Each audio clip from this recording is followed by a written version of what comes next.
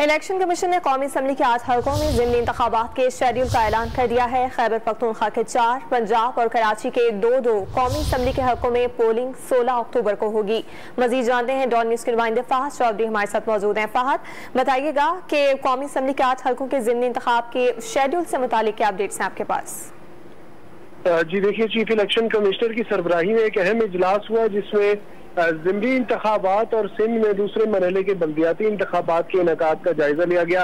इस हक में वजीर दाखिला राना सनाउल्लाह ने भी शिरकत की और इलेक्शन कमीशन के एलानिये के मुताबिक जिन 4 हलकों में कौमी असम्बली के 1 और सूबाई असम्बली के 3 हलकों में 9 अक्टूबर को ऐलान किया गया था इलेक्शन का, उनमें अब 16 अक्टूबर को पोलिंग होगी, जबकि कौमी असम्बली के 8 हलकों में भी पोलिंग 16 अक्टूबर को मुकर्रर की गई है।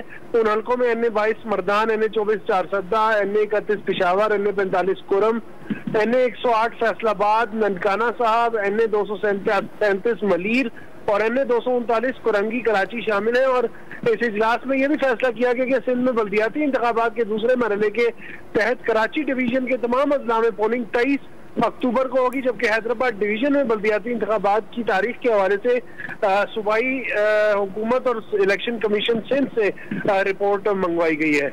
बहुत शुक्रिया फहद, आपने अपडेट किया।